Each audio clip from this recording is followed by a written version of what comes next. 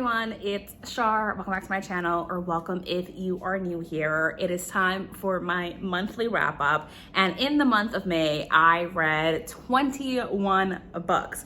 It was absolutely freaking chaotic. I'll do my reflection on what that was like, but the main reason why I was reading so much this month is because I was doing Escape the Readathon, which was a readathon hosted throughout the month of May with the theme of 4 teams being trapped in a haunted house and each team trying to escape, but only the first team who escaped actually got to leave the haunted house. The rest of the teams lost. And of course, how you get through the rooms and how you get out of the house is by the books you read. I'm a competitive ass bitch. I am reformatting this monthly wrap up because I was reading 21 books. If I sat here and told you about each individual one, this video would be at the very least 45 minutes, and that's a little bit too long. So this time I'm gonna follow a format that I've seen that other few creators do. I always start my monthly wrap-ups with reading stats, but then I'll tell you about like my favorite books of the month, books I found disappointing or surprising, and we'll have general chit chats about my reading reflections.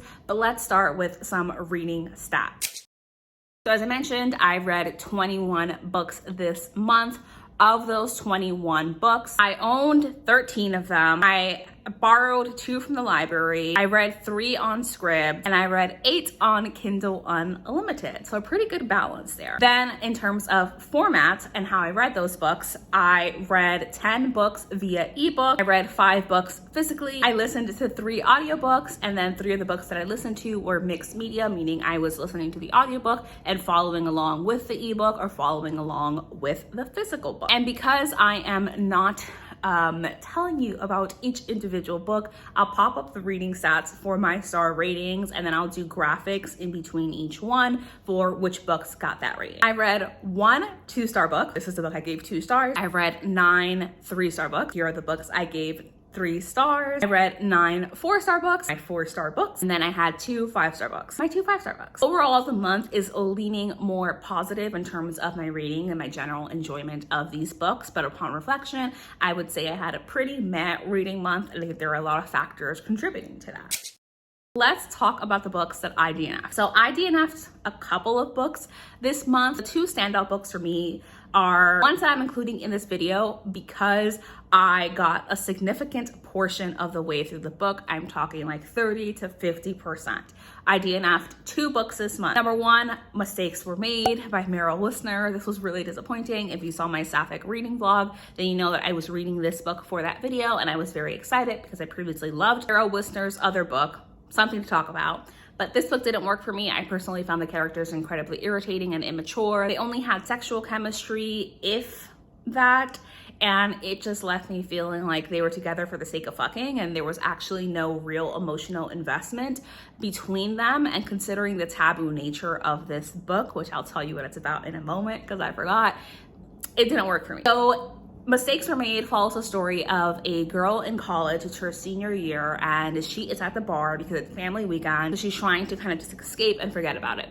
And while she's at the bar, she ends up meeting this woman, and they hook up, and she thinks that was a great time. I'll never see her again. Until the very next day, her best friend invites her over for breakfast, and it turns out the woman she hooked up with was her best friend's mom. The second book that I DNF'd was Stay Awake by Megan Golden. Okay, listen, this book is about this woman who finds herself waking up in a cab one day. She's going somewhere, she doesn't know where she's going, she has no memories, and she just sees that on her hand she has written Stay Awake.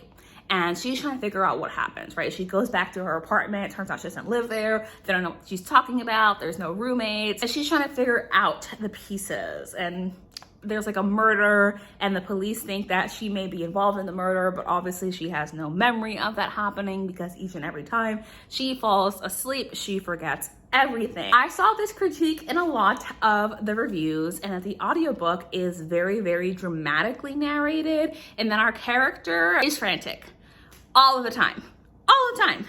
And I get that it's a frantic situation, but there's also moments in the past, like why would she be frantic in the past? There's nothing for her to be frantic about. In addition, why She knows that whenever she falls asleep, she loses her memory, right? So she tries not to fall asleep. And she just writes all over herself, stay awake. I lose my memory when I fall asleep. Why wouldn't you write something more helpful? Hey, this is what happened the past couple of years. Here's the contact in case you are confused and you've lost your memories for everything. There are people who like supposedly care and like love her, who knows that she has this condition, yet when she stumbles in and looks very confused and lost and has no memories, not a single person makes any attempt to fill in the gaps for her and support her and help her figure out what exactly has happened, forcing her to continuously relive the trauma that she went through. In addition, the past point of view and the alternating timelines here really didn't work because we would be in like this super high tense moment in the present moment where things are happening and we're trying to figure things out, and then we would flash back to the past for seemingly no fucking reason. I know in the end it will come together,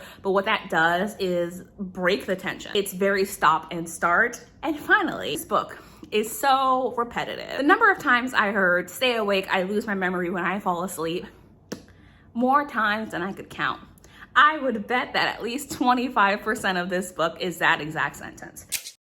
Let's talk about surprises on a little bit more of a positive note. My first surprise is The Last Word by Taylor Adams. This is the story of a woman who reads a book that she thinks is absolutely crap. She leaves a scathing 1-star review, and the author sees this review, comments, and says, take this down, this is harmful to my profit. And she's like, no, my integrity as a reviewer, this is my honest opinion, I'm not taking it down. Said author has an issue with that and begins to stalk her. And this all takes place over the span of one night, pretty much. The beginning is a little bit slower. The end has, of course, time after that, but the main chunk of the story is one night. For one, I did think I would enjoy this. I knew it was very camp, and if you like campy stories and campy thrillers, you're gonna enjoy this. But the main reason it's a surprise is because this book is all about stalking, which is definitely a fear that I think a lot of people, especially a lot of women, can relate to.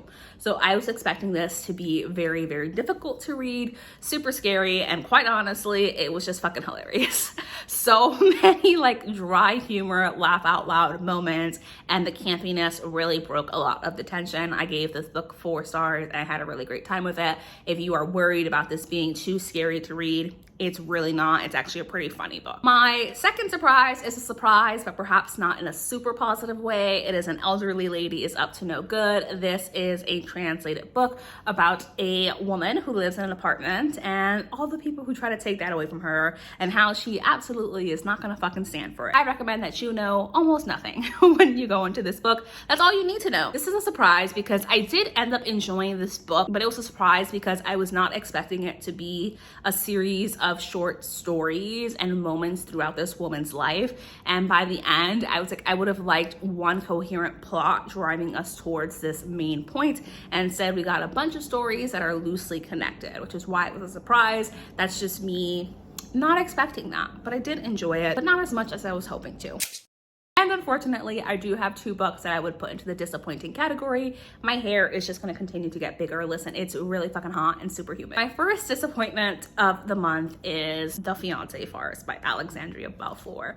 This is also disappointing because I fucking wrote in this book and annotated it, and I don't think I wanna keep it. But The Fiancé Farce follows this woman named Tansy who owns a bookstore, and her family's kind of on her ass about the fact that she is not dating anyone. One day when her stepmother is harassing her in the bookstore, she looks over, she sees the model on the cover of a romance novel, and she says, oh, I'm dating this woman named Gemma, because she knows that the model on the cover is Gemma. She just kind of panics, and that's what she says. At the beginning of the story, we are at a wedding, and who walks in but Gemma? Because lo and behold, Gemma is related to Tansy's ex-boyfriend. Gemma hears that Tansy has claimed that they are dating, but it turns out that Gemma has just gotten an inheritance that she really, really wants, essentially allowing her to be the head of a massive like publishing corporation. But the conditions of her inheritance say that she has to be married and it has to be a love match. So when she hears that she has supposedly been dating this woman for the past 6 months, she says, this is my opportunity. So they enter into a marriage of agreement. But this is the lead up to them reaching their wedding point. This was disappointing. I just thought that it was a little bit messy. I never really got the chance to be fully invested in the characters and truly get to know them, and the humor was kind of a miss for me in that it felt like the humor of the story was taking away from the romance in it. I ultimately believe that Gemma and Tansy could fall in love, but I don't think it happened in this story, even though the ending would tell you otherwise. And the second disappointment of this month is Artak by Honey Phillips. This is an alien romance about these 7 alien brothers. They're not brothers, they were in a war together, and they are so bonded that they consider each other brothers. They moved to this planet, buy this farm. Our oldest brother, the captain, essentially, he was the commander in the army, and he decides that he wants a wife, that it's time for them to like have families and just have help around the farm. He's kind of been really infatuated with this woman who works in the town on this alien planet. She runs like a merchandising thing with her father. He asks her to marry him, and this is the story of their marriage. They both are just willing to make this marriage work, even though it very much is a marriage of convenience. While I thought this book was cute, the writing wasn't 100% to my taste, and I felt like there were several moments in this book that were just kind of flat. I'd recommend this if you just want like a quick kind of fluffy read. Like I said, I just felt like the story ultimately fell flat. I have my 3 favorites of the month. So of the 21 books that I read this month, these are the 3 books that I would consider my personal favorites of the month. Not all of these were 5 stars. Number 1 is The Woman in the Dark. This is pitched kind of like a haunted house story, essentially. We have this family living in the UK. They live in like a pretty typical house. The woman has this massive inheritance, and her husband used to live at a beach house along the coast in the UK, and he convinces her that it would be the best thing for their family to have a fresh start, because a few months prior, this woman attempted to take her own life after the loss of her mother. She was grieving, and it's really devastated their family. They want a fresh start. So they go to the house, but it turns out this house was actually the site of several gruesome murders. An entire family was brutally and violently murdered in this house, which is why she was reluctant to do it. They go in, and of course, shit really kind of hits the fan. However, I will tell you now that this is not really a haunted house story. This is a domestic thriller. We are more talking about this family and the secrets that have been kept by her husband, and just how well she truly knows him. There are hella content warnings in here for domestic abuse, in terms of like mental, emotional abuse, even some physical abuse, in terms of how husband character here goes about trying to control his wife and control the situation. I was not expecting that, but this was still a super tense and suspenseful read. It was very difficult to read at times. You can see I've tabbed the ever-loving shit out of this book, and I really enjoyed it as a domestic thriller, not as a gothic horror haunted house situation. It was a 4-star read, and I still remember this book because it was super tense. My second favorite book of the month was Stars Collide by Rachel Lacey. I picked this book up on a whim. I just saw it on Kindle Unlimited, and I really liked the cover. The book is about this woman named Edith, or Eden. She is a super mega famous pop star about to go on this incredible like world tour, but she released an album recently called After Midnight. If you've seen the reading vlog, she released an album called After Midnight, and the critics kind of ripped it apart. The fans really feel like it was not true to her, and people are saying, oh, her spotlight is fading, her star is fading. Eden is like, no bitch, I'm a fucking star. So when her publicist, her agent, recommends that she collaborates with an up and coming musician that has a really large like Gen Z fan base, like very dedicated fans, Eden agrees, and they end up going on tour together with Anna, our other female character, as the opening act. And of course, it is a romance. So this is about how they come to fall in love throughout their tour, and them navigating fame and like being mega famous pop stars, and Eden/Edith coming to terms with her sexuality and realizing that she might have just been conforming to comp het, and perhaps that she prefers women, and she's always liked women but has never known that. And she and Anna fall in love, and it's super fucking cute. And I love the whole music industry backdrop with mega famous pop stars and them navigating fame. I love a Hollywood story. If you want to read a Hollywood sapphic story about two musicians on tour, the opening act falling for our mega famous pop star, I recommend this book. That's what I want to tell you about the books that I have read. Let me do some reading reflections. As I mentioned at the beginning of this video, I read 21 books this month, but that was super high because I'm a competitive bitch. And I was doing Escape the Readathon. While I certainly did not finish a book every single day this month, at the end of it, I was feeling burnt out on reading, because I was forcing myself for the most part to finish books. Not that I wasn't enjoying them, I was forcing myself to finish them within a day or two, where maybe otherwise I would have taken a little bit more time. With reflection on that, there was definitely multiple points last year where I could pretty easily read 20, 25 books a month, but that doesn't work for my reading this year. And that's just a reflection that the high volume of books that I read this month, just the nature in which I was reading it in, I think contributed to my feelings of mehness, because I never really got the time to fully process a book before I moved on to the next one in hopes of helping my team escape the room that we were now locked in.